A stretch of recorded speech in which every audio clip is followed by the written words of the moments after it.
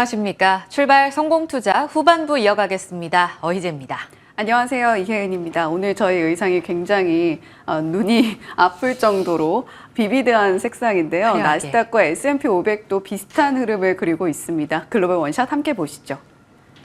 3대 지수 중에 다우존스 지수만 소폭 하락으로 마무리를 했습니다. 그래프가 중간에 끊겨 있는데요. 내일 독립기념일로 휴장입니다. 휴장에 앞서서 반장만 열렸던 간밤의 미국 증시였습니다. 따라서 우리 시간으로 오전 2시까지만 장이 진행이 됐고요. 나스닥 지수 0.88%, S&P 500 지수가 0.51% 올랐는데 올 들어서 S&P 500이 33번째, 나스닥 지수는 23번째 신고가를 경신해내고 있습니다.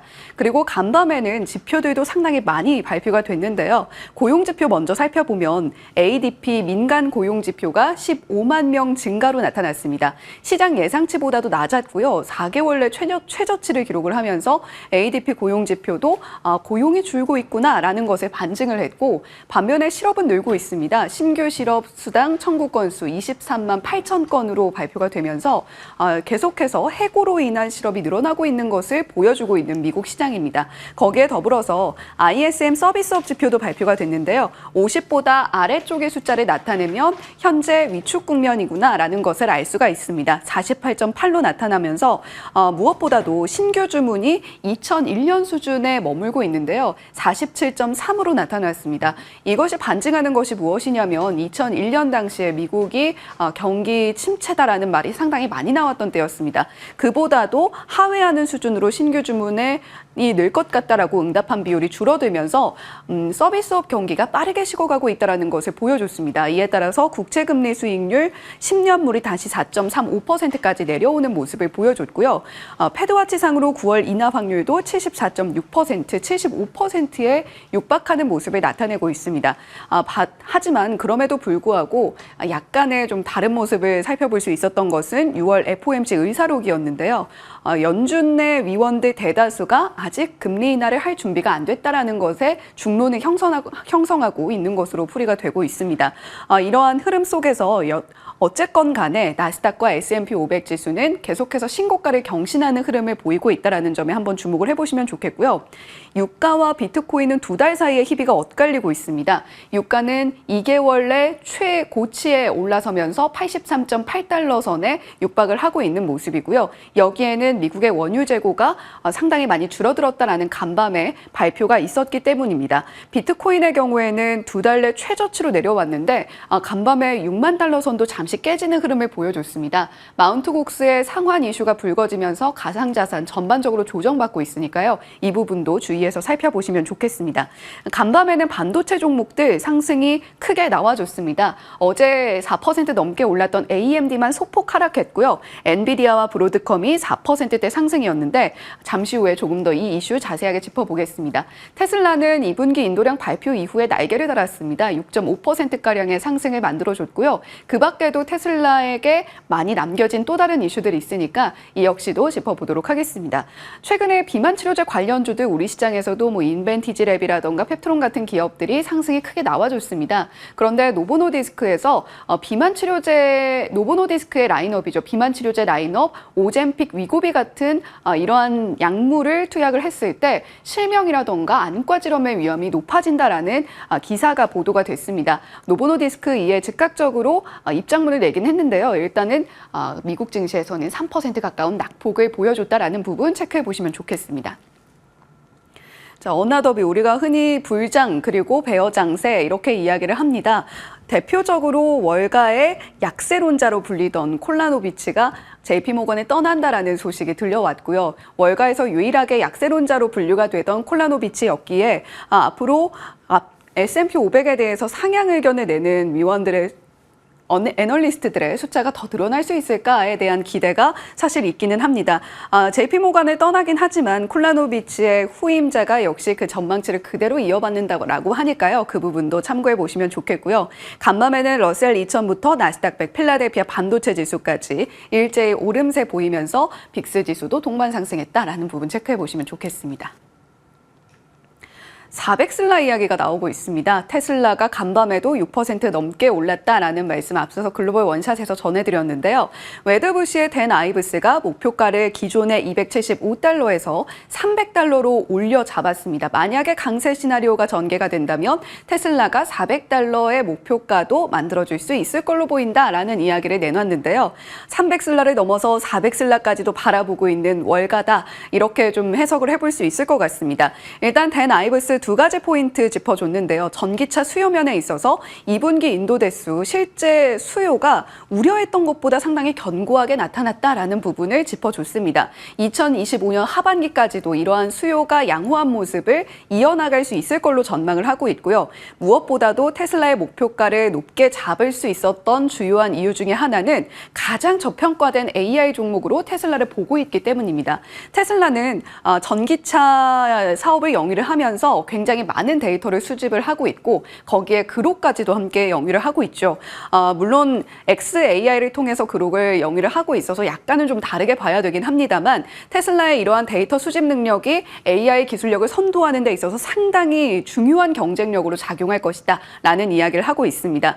AI 포트폴리오를 추산을 했을 때 1조 달러 이상의 가치를 가질 수도 있을 것 같다라는 코멘트도 함께 내놨는데요. 테슬라의 AI 라인업에 주목해야 되는 또 다른 이유는 아무래도 우리 시장의 주요한 반도체 종목들을 염두에 둘 수밖에 없기 때문일 겁니다. 간밤에 필라델피아 반도체 지수 2% 가까운 오름세를 보여줬는데요. 머스크의 X를 들여다보면 그록2의 경우에는 8월 출시할 수 있을 것 같고 그록3의 경우에는 올해 연말이면 만나볼 수 있을 것 같다라는 이야기를 내놓고 있습니다. 특히 그록3에 대해서 시장이 주목을 크게 했던 이유는 H백이 무려 10만 개가 들어간다라는 이야기가 나왔기 때문입니다. 기존에 메타의 라마라던가 여러 가지 라인업들이 있습니다만 챗 GPT-4의 경우에도 A백으로 훈련을 했다라는 이야기가 있죠. H백 10만 개라면 과연 어떤 성능을 보여줄 수 있을까에 대한 기대감이 시장에서 상당히 높은 상황이고 내년 여름에는 B백, 블랙웰 200, 30만 개 주문에 대한 예고도 했던 머스크 CEO입니다. 반도체 관련주들 덩달아서 상승이 나올 수밖에 없었고요. 그와 함께 낸시 펠로시 전 하원 의장이죠. 미국 국회의원들 중에서 상당히 좋은 수익률을 자랑하는 낸시 펠로시 전 하원 의장입니다. 6월 포트폴리오를 들여다보니까 브로드컴에 대한 콜옵션이 20개, 한 500만 달러 가량 된다고 하고요. 엔비디아도 10,000주가량을 매수했다라는 소식에 반도체 종목들 함께 상승 탄력 받은 만큼 오늘 시장에서도 한번 주목해 보시면 좋겠습니다. 남아있는 이벤트들도 있습니다. 특히 테슬라를 둘러싼 두 가지 이벤트 한번 정리를 해봤는데요. 테슬라는 중국의 상하이에서 FSD, 자율주행 관련해서 시범운행 승인받았다라는 소식 들려오고 있습니다. 더불어서 8월 8일에 로보택시 관련한 공개 행사 앞두고 있죠. 이와 함께 더불어서 체크해볼 만한 부분이 구글의 자율주행 계열사인 웨이모가 자율주행 무인 택시 서비스 이용자 제한에 대해서 해제했다라는 소식도 자율주행 관련주들의 훈풍으로 작용할 수 있는 소식입니다.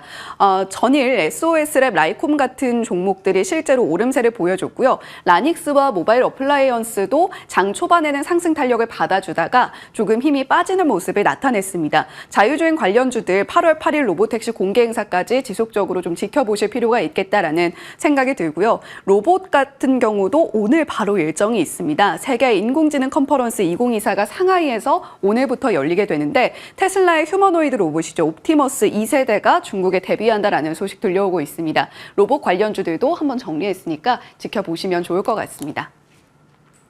신재생 에너지가 상당히 좋은 모습을 보였던 간밤 미증시였습니다.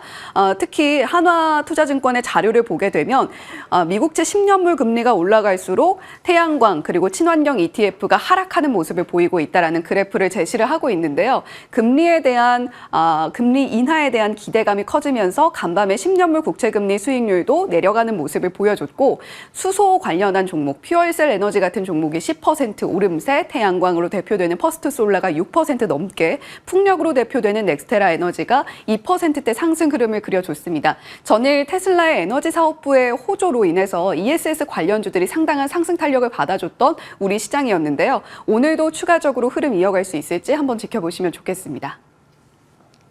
네, 이렇게 간밤 미증시 반장만 열렸습니다만 나스닥과 S&P 500이 신고가를 또 한 번 경신해내는 흐름을 보여줬습니다. 우리 시장도 장 막판까지 흐름이 좀 잘 이어가는 날이 언제쯤 올까 그러한 기대감을 좀 갖고 오늘 시장을 바라보면 좋을 것 같습니다. 우리의 의상처럼 좀 화려하게 시장에서 눈에 띄는 종목들이 오늘 많아지기를 그리고 주도주의 등극을 바라보면서 어떤 포인트를 봐야 될지 짚어보겠습니다. 자, 어제장 분위기부터 보죠. 국내 증시 원샷입니다. 예상했었지만 비둘기 파월 그리고 테슬라의 강세 움직임 속에 양시장은 상승하면서 거래를 마쳤습니다. 그 전날 기억하실 텐데요. 딱 이 시간대 어제는 양시장이 파랗게 물들면서 매우 분위기가 안 좋았습니다. 라고 그 전날 분위기를 전해드렸어요. 같은 경기장이 맞나 싶을 정도로 하루 만에 분위기가 대반전되면서 상승으로 이끌었습니다. 보시면 환율이 올랐음에도 불구하고 외국인 수급 양시장에 고르게 들어갔고 코스닥은 0.75%의 상승, 코스피는 0.5% 가깝게 상승했습니다. 보시면 시가 부근에서 탄력을 냈던 9시 구간 거의 다 반납을 했다가 다시금 힘을 내주면서 선물 시장에 외국인 수급이 좀 유입됐고요. 이렇게 되면서 시가까지는 아니지만 그래도 꽤 상승폭을 높이면서 장을 마감하는 모습이었습니다. 올랐던 종목들을 보자면 HLB그룹, 중심으로 비만 치료제가 꽤 흔들릴 것으로 예상이 됐는데 오전에 흔들리더니 오후에는 결국 상승 마감하는 종목들도 많아서 바이오 쪽 중심 잘 잡고 있습니다. HLB는 어제 그야말로 시장의 주인공이었었고요. 거래 대금 집중적으로 들어갔습니다. FDA와의 미팅이 완료됐고 재심사를 위한 신청서 제출을 권고받았다. 이 부분에 있어서 이전에 흔들렸었던 악재를 딛고 긍정적인 결과에 대한 기대감이 투심을 이끌었고요. 아직 내용이 나온 거는 없지만 기대감 속에 HLB 제약, 생명과학 세 종목은 상한가, 그리고 그룹사들 테라퓨틱스, 글로벌 모두 다 두 자릿수의 급등세를 보였습니다. 2차 전지와 ESS도 어제 분위기 좋았었는데요. 자율주행까지 플러스 알파로 테슬라발 기대감 반영됐습니다. 인도량 예상 상회했고 앞으로에 대한 실적 기대감까지 더해지면서 이제는 바닥을 다 봤다라는 기대감 속에 LNF, 테슬라의 연결고리가 가장 깊은 종목이죠. 크게 9% 뛰었고요. ESS 가운데서는 대장주 서진 시스템 두 자릿수 올랐습니다.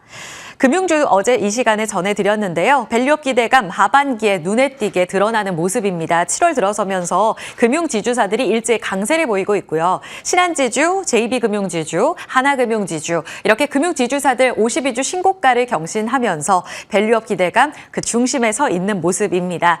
다만 아쉬웠던 건 하락 종목이 좀 많았고 환율이 여전히 오르고 있고 라는 측면들은 조금 애매한 분위기를 읽어보는 가운데서 추가적으로 오늘 연속성을 보일 것인가 이 부분을 체크해 봐야겠습니다. 어제 금융주에 이어서 플러스 알파로 공개된 내용 전해드리겠습니다. 하반기 경제 정책 방향 이번 주에 발표됩니다. 전해드렸는데 그 안에서도 역동경제 로드맵 이번에 추가적으로 발표될 거라고 예고해 드렸었죠. 자본시장 선진화 방안 발표가 됐고요. 이 부분은 밸류업 프로그램에 있어서 세법 개정안의 그 중심이 되기 때문에 그 윤곽이 언제쯤 드러날까 가장 궁금했던 내용입니다. 이 부분 나오게 되면서 세제 지원, 최대주주 지분 상속 할증 평가 폐지, 그리고 ISA 지원 확대, 그리고 보도자료에 나온 대로 금투세 폐지 같은 개인들의 투자 심리를 끌어올릴 만한 내용들이 다 담겼고요. 배당소득세도 2천만 원 전후로 해서 지금 14%에서 9%로 2천만 원 미만은 줄어들고 2천만 원 넘는 그러니까 한 해 동안 한 2,400만 원을 벌더라도 이제는 두 가지 방안 중에 고를 수가 있습니다. 기존대로 종합과세 들어가던가 아니면 분리과세를 선택하던가 그때 45%까지 최대 세율이었었는데 이 부분이 25%로 크게 절감됐다는 점 개인 투자자들에겐 긍정적으로 볼 수 있어서 이 부분 거래대금 증가시킬지 봐야겠고요. 법인 쪽에서는 주주환원 접근 기업에 대해서 법인세 감면해 줄 거야 라는 내용 전해졌습니다. 이 부분에 있어서 DB금융투자에서는 그럼 여기에 세제 혜택 수혜를 받을 수 있는 기업이 누굴까 리포트에 담고 있습니다. 보험, 은행, 자동차, 대표주들은 전체적으로 수혜 받을 거다라는 내용을 꼽고 있습니다. 지금 이렇게 차트로 보시는 건 밸류업 세제 혜택 기대감이 큰 섹터들을 쭉 나열하고 있습니다. 여기서 보면 보험이 압도적으로 높은 모습 보여주고 있고요. 그런 움직임을 감안해 봤을 때 어떻게 골랐느냐라는 기준점만 간단히 설명을 드리면 직전 3년 동안의 주주 환원 금액 전체적으로 더하고 그리고 올해 DPS 기준으로 해서 예상 주주 환원 정책을 계산해 봅니다. 자사주 소각 이미 발표한 곳도 있고 그리고 배당금이 나와 있는 쪽도 있으니까요. 이렇게 비교를 해서 직전 3개년보다 올해 크게 증액되는 쪽으로는 세제 혜택이 커지겠죠. 법인세 5%나 절감이 되니까요. 그래서 이렇게 세제 혜택과 함께 절세 받은 것 순이익의 증감으로 이어질 수 있다라는 내용을 DB금융투자에서 전하고 있습니다. 그래서 올해 순이익이 어느 쪽이 증가될까까지 골라봤습니다. DB금융투자에서 꼽고 있는 건 컴투스, TCC스틸, K카, SK네트워크스, KTNG 이렇게 꼽히고 있는데 기존에 많이 올랐었던 금융보험이 아니죠. 여기에서 세제 혜택 받아가면서 크게 세액공제로 순이익이 늘어날 종목들 이쪽까지 물줄기가 이어질 수 있을까라는 측면을 앞으로 눈여겨보셔야겠습니다. 물론 기존대로 밸류업 수혜 종목들도 같이 거론이 되고 있어서 신한지주, 현대차기아, 기업은행, KTNG까지 지금 괄호치고 등락은 연간으로 말씀을 드리고 있는 건데요. 연간 이미 이쪽은 다 반영이 됐다라고 보시면 될 것 같아요. 거의 한 10%에서 50%까지 상승률을 보이고 있으니까요. 그런데 순이익 증가 기대주 쪽으로는 아직 마이너스입니다.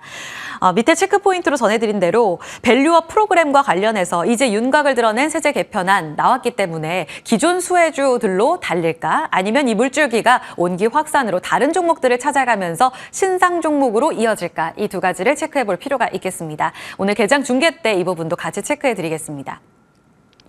이제 중요한 내용은 간밤에 엔비디아 중심 또 마이크론 중심으로 IT가 다시 살아났다라는 측면을 전해드렸는데요. 그런 가운데 내일 삼성전자의 실적 발표 하루 남기고 대기하고 있습니다. 자, 실적에 대한 기대치가 커지고 있는 IT 중심으로 해서 그러면 그 이후에 세론이 아니라 더 갈 수 있을까를 고민할 수밖에 없는 구간인데요. 이번 실적 잠정 예상치는 보면 매출액, 영업이익, 특히 영업이익이 한 7조 원대 초반 컨센서스에서 1조 원 넘게 EPS 상향 조정이 많이 됐습니다. 8조 6천억 원까지 최대 높이 나오고 있는데요. 사업부별 예상치로 보면 DS, 그러니까 반도체 사업 부분이 한 5조 원 될 것으로 보고 있습니다. 이 때문에 MX 쪽에서 많이 깎아먹더라도 스마트폰 쪽으로 이 QOQ 대비 영업이익률이 많이 떨어지는데 이 부분을 반도체 쪽에서 상쇄할 거다라고 보고 있습니다. 그런데 아시겠지만 이번 잠정 실적 발표에서는 월 말처럼 컨퍼런스 콜 열리지도 않고요. 사업부별로도 나오지 않습니다. 따라서 이렇게 두 가지 헤드라인 넘버만 내일 받아보게 될 겁니다. 그래서 우리의 기대에 충족하게 되면 그만큼 DS가 잘했구나라고 상단치를 확인하게 되는 작업이 될 겁니다. 그런 측면에서 삼성전자의 실적 발표 이후에 과연 증권사에서 보는 대로 10만 원, 11만 원, 더 높게는 한국투자증권에서 보듯이 12만 원까지 갈까? 그러면 삼성전자 지금 8만 전자인데 이 부분에서 기회 영역으로 오늘 담아야 될까가 고민이 되죠. 잠시 후에 전략도 짚어드릴 거고요. 삼성전자가 이번에 DS 쪽에서 명확하게 힌트를 주면 그러니까 결국 영업이익을 보면서 우리가 힌트를 추정해 보는 겁니다. 이렇게 되면 그러면 낸드 쪽, 디램 쪽 가격 상승과 함께 본업인 메모리 쪽에서의 범용 반도체 회복이 나오겠네를 추정해 볼 수 있을 겁니다. 그래서 지난달부터 꾸준히 이야기가 나왔던 건 전공정 쪽으로 미리 담아봅시다라는 이야기를 저희 개장 중계 때도 또 시장을 이겨라 전략에서도 꾸준히 전해드렸었는데요. 이와 함께 키 맞추기가 이어질지 아니면 여전히 테크윙처럼 고공행진하는 HBM 종목들의 독주가 이어질지 이 부분을 내일 삼성전자 실적 발표와 함께 비교를 해보셔야 될 것 같고요. 후공정 위주로 달려왔던 시장 분위기는 확실히 있습니다. 그런데 이 안에서도 쏠림이 더 나타나고 있던 최근 분위기고요. 테크윙, PSK, 이수페타시스 쪽으로는 신고가 여격에서 잘 지키는데 DYYC 이쪽으로는 고점 대비 그래도 한 10% 정도 조정을 받고 있습니다. 이 부분에서 꺾일지 여부, 더 가는지 여부도 당연히 확인을 해보셔야겠고요. 전공정 쪽으로의 물줄기 확대 이 부분이 내일 가장 중요하게 보는 포인트입니다. 자, 삼성의 선택과 집중. 최근 들어서 많은 빅테크 업체들도 계속해서 경쟁 심화 속에 선택과 집중하는 움직임들이 나오고 있습니다. 최근 로봇과 관련돼서도 삼성의 선택과 집중을 전해드렸었는데요. 여기에서 추가적으로 AI 쪽으로 더 집중하려는 움직임이 나왔습니다. 단독 보도라서 팩트체크는 필요하겠는데 반도체 사업부 리밸런싱한다. 차량용 칩 개발은 속도 조절에 들어간다. 엑시노스 오토와 관련된 이 차량용 프로세서 여기에 개발 인력들이 지금 7월 3일자로 AI 시스템 온 칩 팀으로 배치가 됐습니다. AI 칩에 더 박차를 가할 거구나라는 힌트로 지금 업계는 읽고 있는 상황이고요. 사실 이쪽으로는 작년에 현대차와의 협력도 있었고 그러한데도 불구하고 지금 속도 조절에 들어갔다는 건 확실히 작년부터 챗 GPT를 위시한 AI 쪽으로 경쟁이 심화되고 있기 때문에 여기에서 윤곽을 드러내려는 삼성의 야심일 것이다. 이렇게 업계는 보고 있습니다. AI 칩이 교체 주기도 기간대도 짧고 수익성도 높기 때문에 더 먹거리가 될 거라고 보는 거죠. 그래서 DS 부분에 개편안이 나올지 지금 수장도 바뀌었기 때문에 이 부분에 눈여겨서 봐야 될 포인트가 되겠습니다. 그래서 그 다음 선택은 누굴까?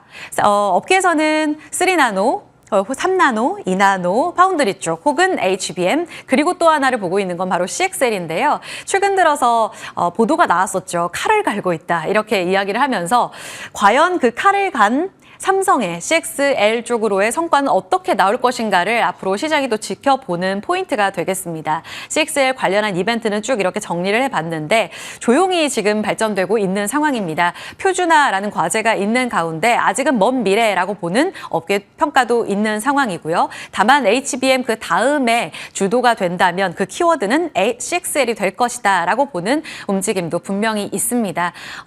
데이터 처리 속도라든지 효율이라든지 여러 가지로 뻥 뚫리게 되는 고속도로 역할을 해주게 되면서 이 부분에 있어서 표준화와 기술 개발 속도 이 두 가지를 같이 체크해 보면서 관련 종목들이 정말 그 수혜를 받는가를 보셔야 될 것 같은데요. 어제 시간의 거래에서 네오셈은 8% 넘게 거래 동반하며 급등이 나왔고요. 오킨스전자, 엑시콘 이번 주 초에 이미 움직임이 나왔던 종목들입니다. 시세 연속성과 함께 제2의 한미반도체, 제2의 이수페타시스가 된다면 지금이라도 담아야 될지 고민이 되죠. 개장 중계에서 전략들 짚어보도록 하겠습니다. 여기까지 살펴봅니다.